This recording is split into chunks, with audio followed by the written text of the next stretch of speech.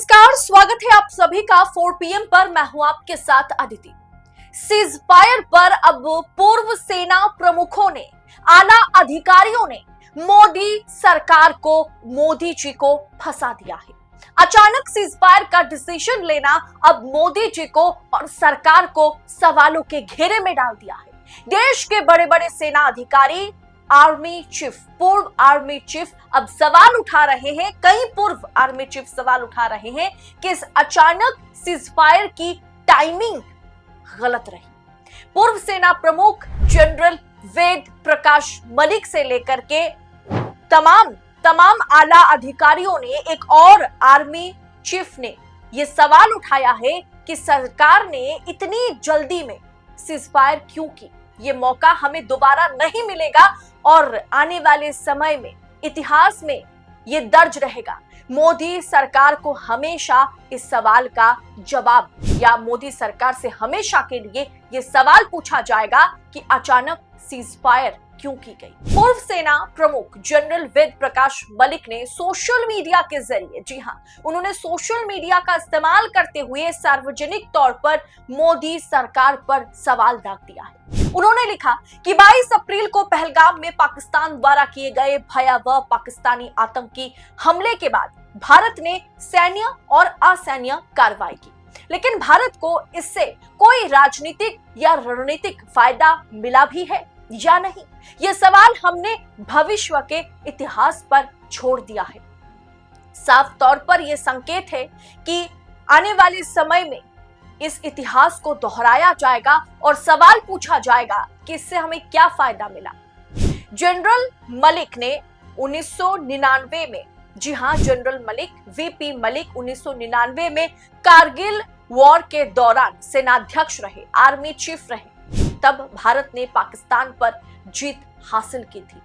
दरअसल उन्होंने ये समझाने की कोशिश की कि पाकिस्तान पर दबाव बनाए रखना बहुत जरूरी था, जो मौका हमने गंवा दिया। इसके बाद पूर्व सेना प्रमुख रहे मनोज, जी हां, मनोज नरवणे ने भी सीजफायर के फैसले को लेकर के जरूरी सवाल पूछा। उन्होंने पूछा कि जरूरी नहीं है कि भारत हर बार आतंकवाद के खिलाफ तभी कार्रवाई करे जब उन पर हमला हो, जब भारत पर हमला हो, भारतवासियों पर हमला हो। उन्होंने भी ट्विटर का इस्तेमाल किया, यानी सार्वजनिक मंच पर लिखते हुए उन्होंने सरकार पर सवाल उठाया कि आज शाम 5 बजे से जमीन, समुद्र और हवा में सैन्य कार्रवाई का बंद होना एक स्वागत योग्य कदम है, लेकिन हमें स्थायी समाधान तक पहुंचने के लिए दूसरे मोर्चों पर दबाव बनाए रखना चाहिए। पाकिस्तान पर दबाव बनाए रखना बेहद जरूरी है।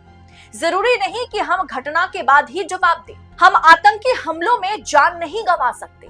ये तीसरा हमला है, आगे अब कोई और मौका नहीं मिलेगा।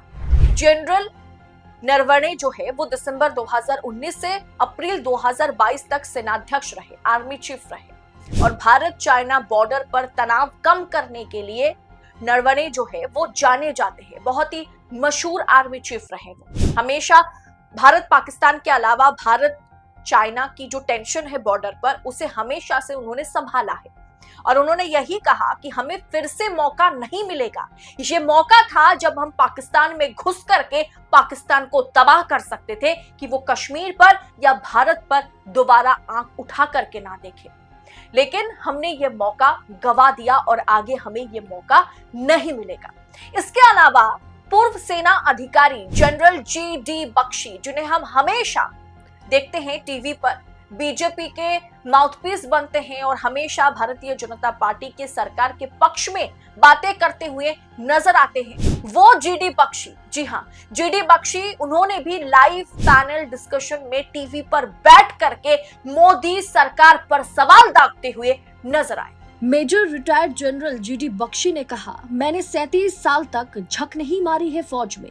मैं जानता हूँ इन्हें, मैं पाकिस्तानियों से लड़ा हूँ। इस फौज को अगर आड़े हाथ नहीं लोगे तो हमारी मुश्किल खत्म नहीं होगी। ऑपरेशन सिंदूर 5, 6, 7 क्या करना चाहते हो? गीता में लिखा है कि अर्जुन युद्ध कर, हे अर्जुन युद्ध कर। अब युद्ध का टाइम है तो युद्ध करने दो। तुम युद्ध नहीं चाहते हो, लेकिन पाकिस्तान युद्ध चाहता है। वो तब तक नहीं मानेगा जब तक उसे युद्ध न मिले। मत डरो कि वो 1.5-2 पव्वे के बम चलाएगा। ये बिल्कुल सही वक्त है। मुझे बड़ा दुख होता है कि जब इस देश में हर कोई आर्मी को सिखा रहा है कि उसे कैसे लड़ना है, एयरफोर्स को बता रहा है कि उसे कैसे उड़ना है, नेवी को सिखा रहे हैं कि उसे कैसे तैरना है। दोस्तों, पहले भी हमने ऐसे फैसले किए हैं, बढ़त के बाद कदम खींचे हैं। इसी बात के लिए हमेशा मोदी जी ने पंडित नेहरू को कोसा है और आज भी वो कोसते हैं कि पाक अधिकृत कश्मीर जो है वो नेहरू के कारण हमने उन्हें सौंपा। भारत चीन बॉर्डर इलाके की बात की जाए तो वहां पर भी हमने चीन को जमीन दे दी अपनी। इन तमाम चीजों पर पंडित नेहरू से मोदी जी और मोदी सरकार आज भी सवाल पूछते रहते हैं। जब हमारी सेना पाकिस्तान को धूल चटा रही थी, जब पाकिस्तान की चाइनीज मिसाइलें हमारी डिफेंस की अत्याधुनिक हथियारों के आगे घुटने टेक दी थी, तब अचानक से सीज फायर पर हमारी सरकार क्यों राजी हो गई? इसका जवाब कौन देगा? क्या पाकिस्तान सीज फायर से बाज आने वाला पाक देश है भी? नहीं। जवाब है कि नहीं है। वो सीज फायर का उल्लंघन हमेशा से करता रहा और आगे भी करता रहेगा। ये सवाल आज हम नहीं, देश के जिन्होंने देश के लिए जंग लड़ी है, उन्होंने ये सवाल पूछा है। इस पर राजनीतिक विचारक और लेखक ब्रह्मा चेलानी ने पाकिस्तान के साथ संघर्ष विराम पर भारत के समय पर सवाल उठाए। उन्होंने कहा कि जीत के मुंह से हमने हार छीनना है। मतलब एक तरीके से हम जीतने वाले थे, लेकिन हमने कहीं ना कहीं हार को स्वीकारा है। सीजफायर, पाकिस्तान के साथ समझौता, सीजफायर को लेकर के समझौता, डोनाल्ड ट्रंप की मध्यस्थता को मान लेना, मतलब पाकिस्तान के आगे कहीं ना कहीं सर झुकाना। लेकिन सरकार को यह जवाब देना होगा कि आखिर सरकार ने यह डिसीजन क्यों ली, क्योंकि ये सवाल हम नहीं पूछ रहे, ये सवाल तमाम प्रमुख सेनाध्यक्ष रहे, देश के लिए खुद की जान को जोखिम में डालने वाले 2 पूर्व सेना प्रमुख और आला अधिकारियों ने मोदी सरकार से यह सवाल पूछा है, वो भी सोशल मीडिया पर।